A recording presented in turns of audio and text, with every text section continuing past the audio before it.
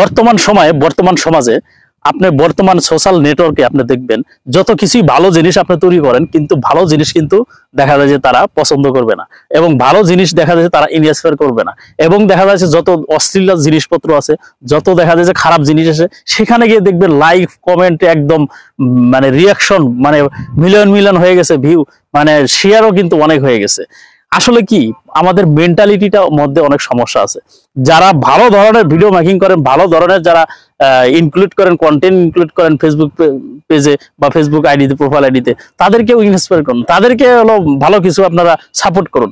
আপনারা এমন সময় দেখা যায় যে এমন এমন জায়গায় আপনারা মানে আপনাদের মনের সাথে চলে যায় যেখানে খারাপ অশ্লীল সমাজ থেকে, সেখানে কিন্তু দেখা যায় যে কেউ জাতীয় শিখতে পারবে না, ফিউচারে কেউ আপনার ছেলে মেয়ে বা অন্য কেউ কিন্তু এখান থেকে কোনো কেউ করতে পারবে না।